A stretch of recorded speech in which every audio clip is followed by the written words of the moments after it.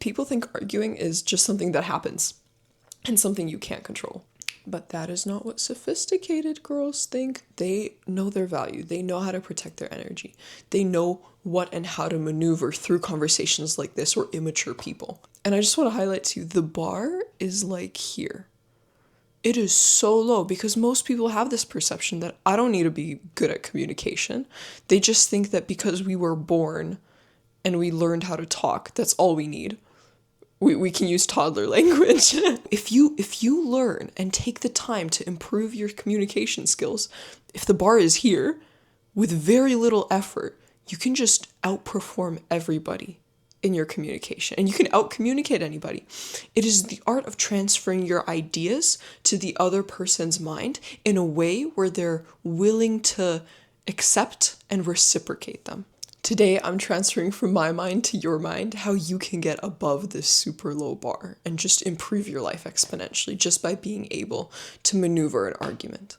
Also, if you're watching this right now, you are a day one. I would super appreciate you subscribing if any of these things actually influence your life and help you out. My hope is that you get something out of this video that actually changes the way you have conversations with people and betters your relationships. First, let's define what a sophisticated girl would look like in an argument. She has emotional intelligence. She's able to understand her feelings and also step into the other person's shoes to realize what they're feeling so that she can use that to deliver her points. Now that we understand what a sophisticated woman looks like within an argument, let's teach you how to do that. Let's teach you to become her. The simple but most important one, reactivity.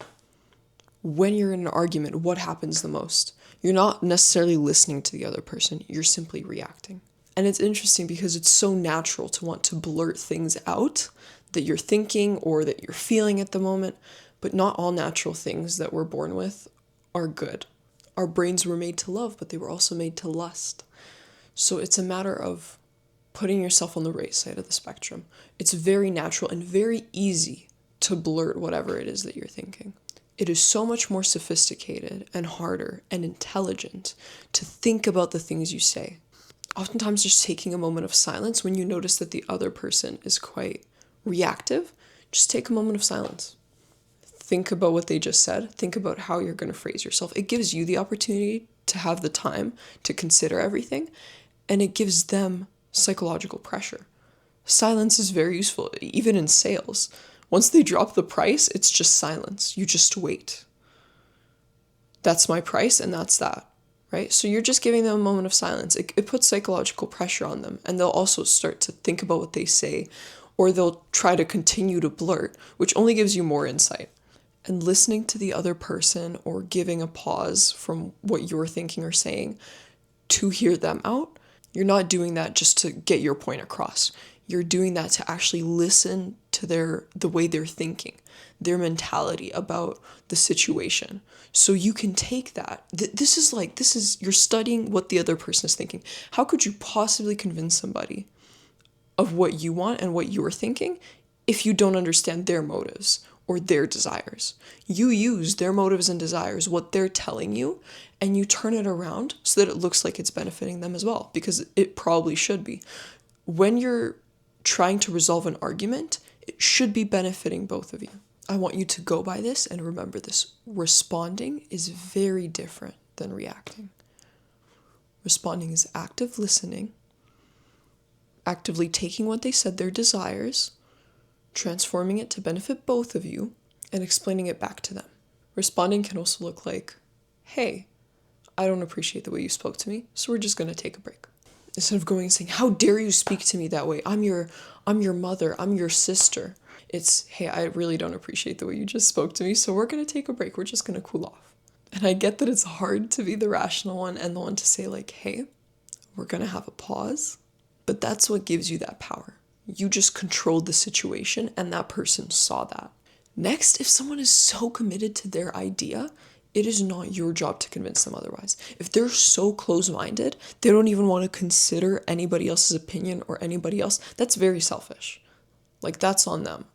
And it is not your job to go and try to convince them. And I know sometimes it's so hard to let go I've had like huge problems with that, where I just love the person so much and I just want them to understand. And of course I ended up being right in the end, but I just wanted them to understand so bad before they made the mistake.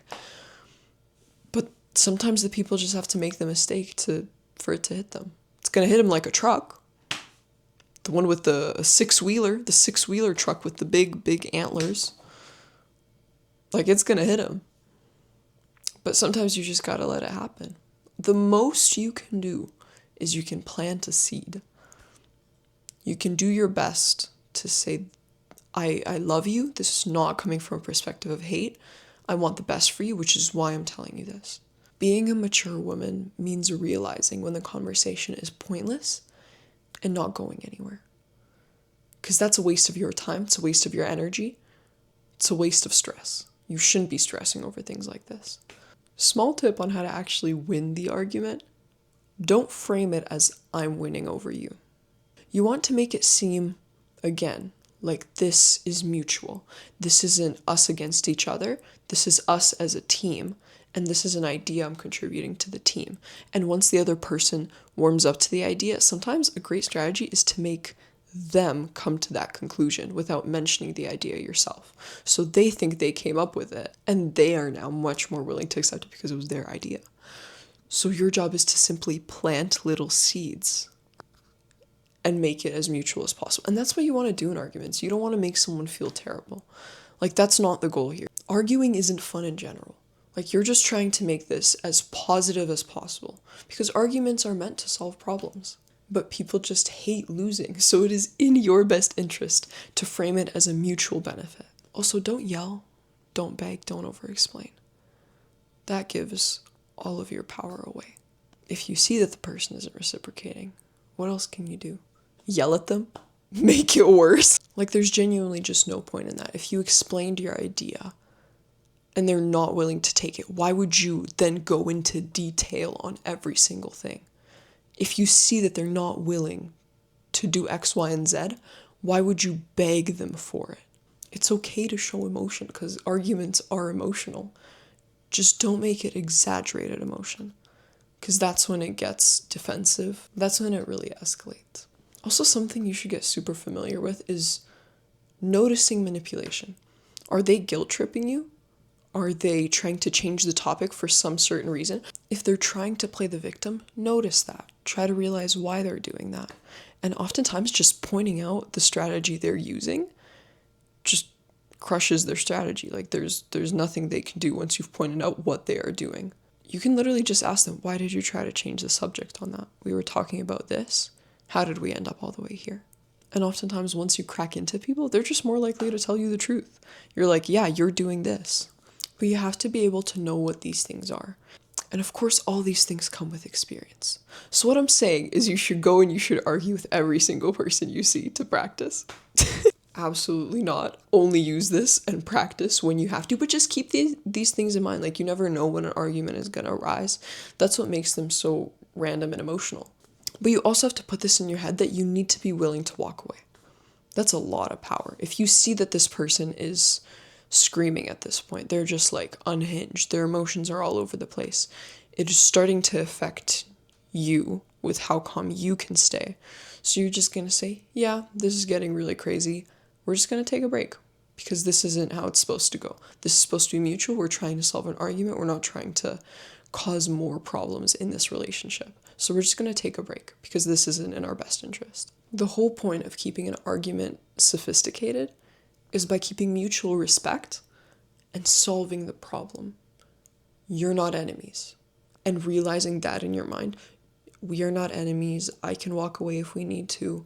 If they're super committed to an idea, I'm not going to try to convince them otherwise. People don't like losing, so we're just going to frame this as their idea, and that's okay because my idea still got used. My ego is not going to be bruised because I'm sophisticated, I'm mature. I'm going to use what they said. I'm going to use their desires to make something good out of this. Now, this is quite a bare channel, as you might have seen, but it is definitely not lacking knowledge or enthusiasm or consistency. I am so committed to making this channel work out. I'm so committed to making videos that benefit you. This channel is my little way to give back from my experiences, and I really feel that God has called me to do this, so I'm going to continue at it as long as it's in His will.